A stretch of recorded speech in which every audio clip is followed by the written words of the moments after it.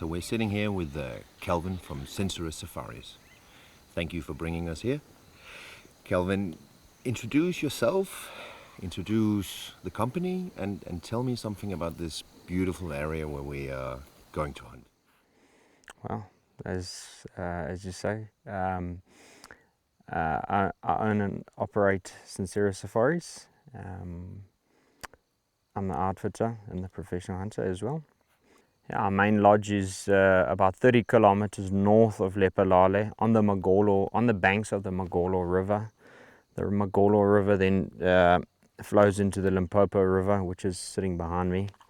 And yeah, as the crow flies, we're probably 40 kilometers from the border of Botswana, just behind me.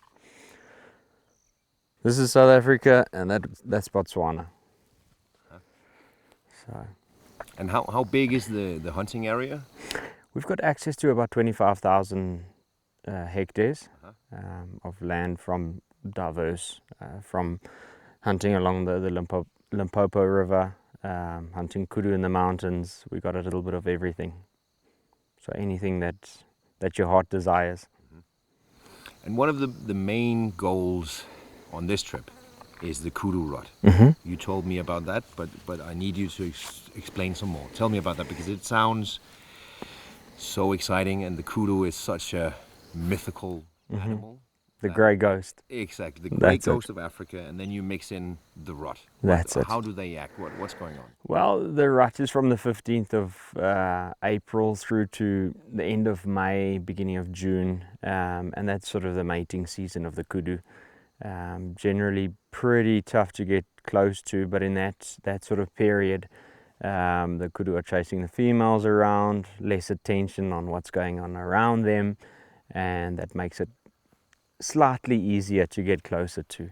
So the males are a little bit silly and letting their guard down somewhat, and yeah, so whenever you run into a female, automatically, well, not automatically, a lot of the times a male will be with them. So Yeah, because the old males are, when it's not the rutting time, are they by themselves or in little bachelor groups? Or well, yeah, when they're younger they move around in bachelor groups, but the older guys move off on their own until it gets time, well, it's time of the year to mate, and then yeah, each to their own. May the best man win. No? And that's the way it works. Awesome. And let's talk about this area. We're sitting here 2 meters from the Limpopo River, which is, by the way, full of crocodiles and hippos. As we've seen. This is so different from any bush terrain I've seen before. Tell me something about this. What happens here? What are we going to hunt? And yeah, let's explain. Well, it's nothing like anything else that we hunt. I mean, you've seen we walk through big trees, slowly making our way along the Limpopo River, looking for the iconic Limpopo bushbuck, of course. So yeah, it's somewhat different, a lot greener. Bird life is fantastic. Should we be worried about the crocodiles? Well, you should be worried about not only the crocodiles, the snakes, the scorpions, the everything. Everything is wanting to bite you in the Limpopo. Awesome. Well, it is Africa, so From the thorns to the hippos to the snakes to the scorpions to everything. is it the same kind of animals we will see along the river as it is in the bush, or is it different? Or To an extent, yes, but primarily we've got good nyala, good bushbuck.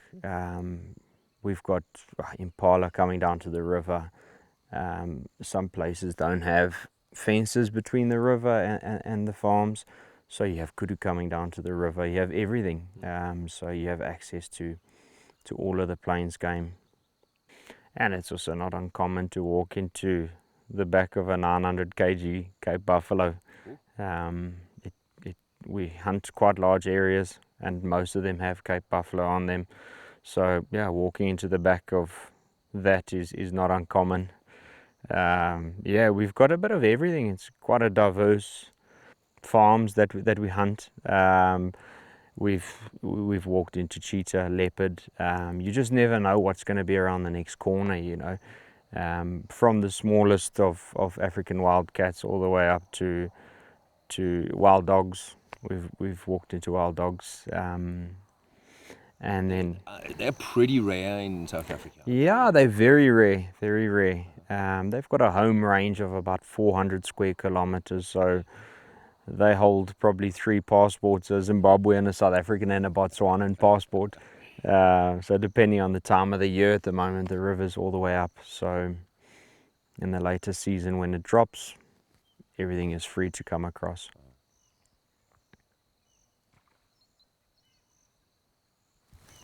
Just a fish.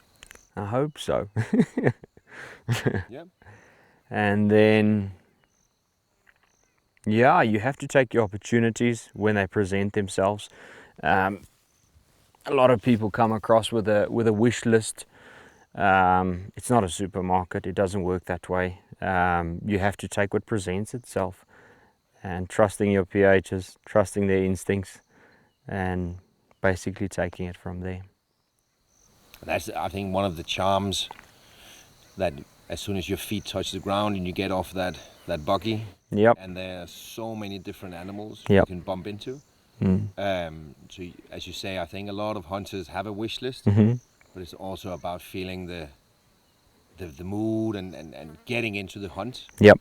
And then you might have an awesome stalk on an animal you never thought you wanted to hunt, but Well, it happens quite often when you're stalking an animal and something better or different walks directly in front of you. So yeah, taking your opportunities when they present themselves is definitely something you have to have an open mind to it when hunting Africa. then there's the little thing of my previous zebra episode, and Yeah. I'm really excited about trying to redeem myself in that regard.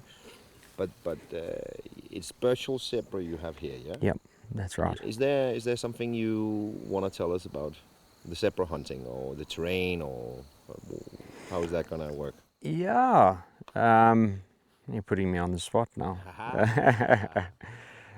It's an iconic animal to Africa. A lot of the first timers, zebra, impala, warthog, those are your first species. Everybody wants a rug in their living room to keep their wives happy, bring them back something from Africa. And yeah, just not an animal you need to underestimate. And he can make you really work for it. Yeah, we know. Right, I'm super excited. Anything else you wanna add, or should we just start hunting? We should start hunting. It's early mornings. We break at about 11 o'clock. Take it easy in the heat of the day. 3 to 6 in the evenings. And yeah, it's long days, but I'm pretty sure they'll be rewarding days. I'm excited. So Then am we I. should get going. Absolutely. Awesome. Thank you, Kelvin. Thank you for coming all the way out to Africa. Not a problem. There we go.